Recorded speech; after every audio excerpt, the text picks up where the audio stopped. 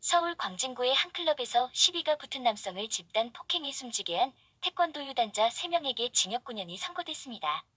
살인 흉기나 다름없는 태권도 선수들의 고의적인 집단 폭행으로 살인을 했는데 고작 징역 9년을 선고하다니요. 가족들은 법원의 판단에 애석한 한숨과 눈물을 흘렸습니다.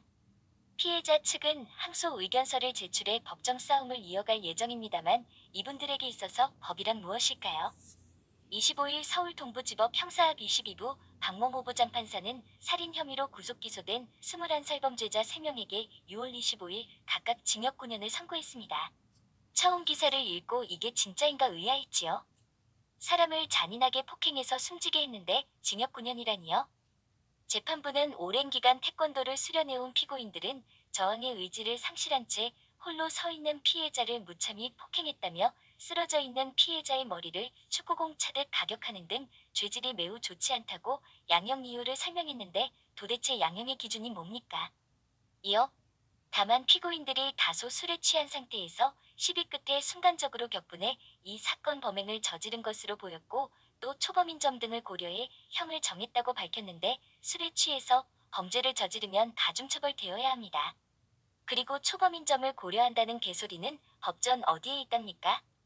그러면서 재판부는 범행으로 인해 만 23세 젊은 나이로 한참 미래를 향한 꿈을 품고 열심히 살아가던 한 청년이 세상을 향한 뜻도 펼치지 못한 채 갑작스레 고통받으며 삶을 마감했다며 피해자 유족들은 이루 말할 수 없는 충격을 받았고 슬픔과 고통, 분노와 상처를 호소하며 김씨 등 3명에 대한 강력 처벌을 탄원하고 있다며 덧붙였습니다. 논리가 전혀 맞지 않는 궤변을 잘도 짓거립니다. 재판부의 선고가 이어지자 법정안은 눈물바다가 됐습니다.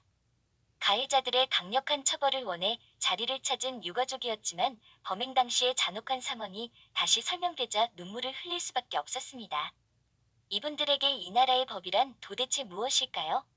피해자 측 변호인은 오늘 재판부에서 살인 혐의를 모두 인정하긴 했지만 살인 정도에 비해 형량이 너무 낮게 나왔다며 검찰에 항소 의견을 전달하는 등 노력을 통해 항소가 이뤄질 수 있도록 할 것이라고 밝혔다고 합니다.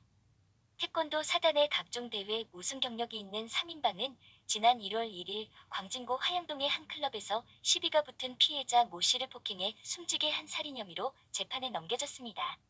범죄자 A는 모 씨의 여자친구에게 함께 놀자며 팔목을 잡았고 이를 막아선 모 씨와 몸싸움을 벌였습니다.